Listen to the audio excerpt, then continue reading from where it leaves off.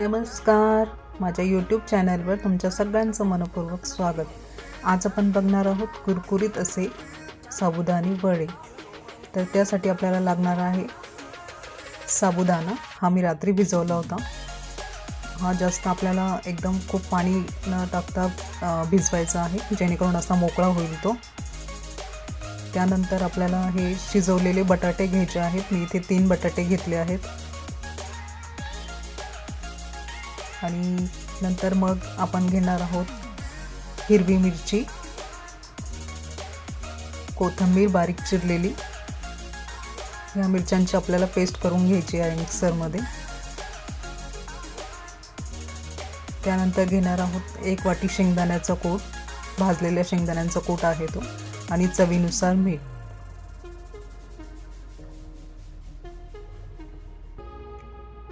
त्यानंतर आपण तो साबुदाणा आणि शेंगदाण्याचं कूट, चवीनुसार मीठ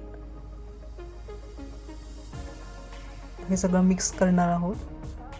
आणि मिरच्यांची जी पेस्ट करणार आहोत आपण, ती सुद्धा आपल्याला यात मिक्स करायची आहे. मिरच्यांची अशा प्रकारे आपण पेस्ट करून घेतली आहे.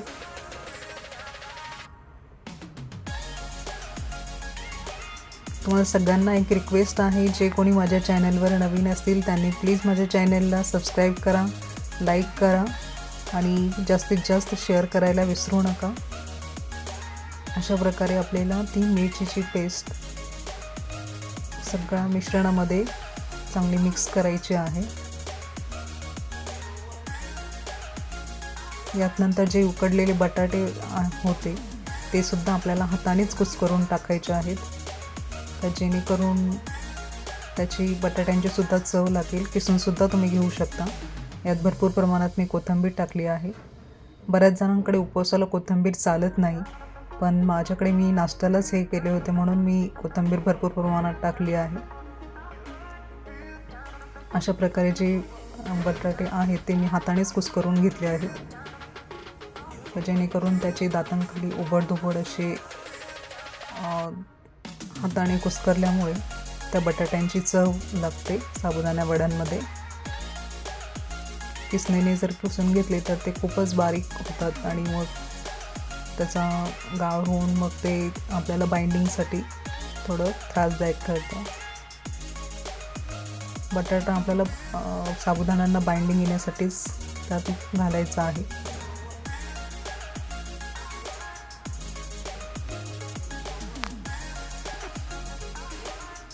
अशा प्रकारे मी 3ही बटाटे हातानेच कुस्करून त्यात टाकलं आहे. आणि हे सगळं मिश्रण आपल्याला हातानेच चांगलं मिक्स करायचं आहे. एकदम पीठ मळतो आपण तशा प्रकारे आपल्याला खूप जोराजोरात हे मिश्रण मिक्स करायचं नाही, नाहीतर मग जो साबुदाणा आपण भिजवला होता त्याचं मूळ टेक्स्चर खूप बारीक होऊन जातं आणि तो साबुदाणा दाबला जातो. मग ते साबुदाणा वडा एवढा खास वाटत नाही. त्यामुळे अगदी हलक्या हाताने आपल्याला मिक्स करायचं आहे. अशा प्रकारे आपल्याला मिक्स करून त्याचे वडे तयार करायचे.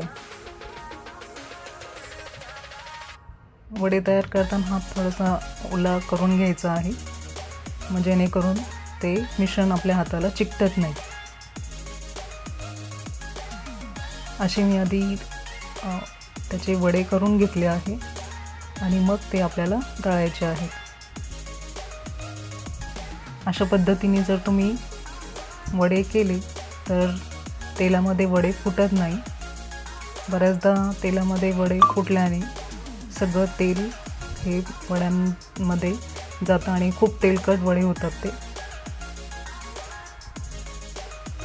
हे मी तेल आधी कडकडीत तापायला ठेवलं आहे. आपल्याला याची मीडियम ते हाय अशी गॅसचं हे ठेवून आपल्याला वडे तळायचे आहेत, जेणेकरून वडे आतमध्ये सुद्धा व्यवस्थित तळले जातील आणि बाहेरचं त्याचं टेक्स्चरसुद्धा छान कुरकुरीत होईल.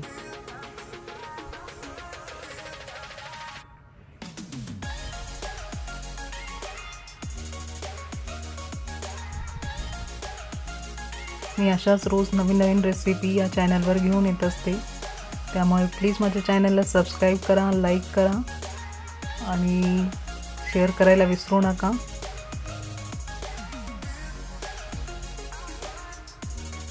या पद्धतीने जर तुम्ही साबुदाणे वडे केले तर नक्कीच तुमचे वडे अतिशय छान होतील. आणि मला कमेंट बॉक्समध्ये सांगा तुम्हाला माझी रेसिपी ही कशी वाटली ते, आणि लाईक करायला विसरू नका. अशा प्रकारे आपले चटणी आणि वडे तयार आहेत. चटणी ही झणझणीत झिरकं म्हणून मी माझ्या चॅनलवर एक रेसिपी केली आहे. त्यात फक्त आपल्याला लसूण स्किप करायचं आहे, त्याप्रमाणेच केली आहे. अगदी खूप छान लागते तशा पद्धतीने जर आपण केलं ते चटणी. त्यामुळे तुम्ही नक्की ट्राय करा.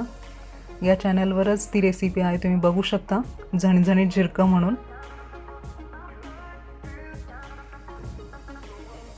अतिशय कुरकुरीत आणि छान टेस्ट असणारे हे साबुदाणे वडे आपले रेडी आहेत.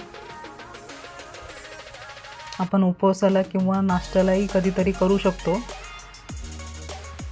आणि खूप सोपी आणि पटकन होणारी रेसिपी आहे, त्यामुळे तुम्ही नक्की ट्राय करा.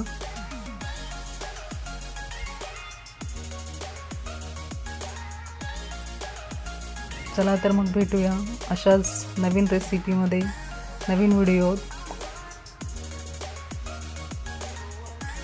थँक्यू.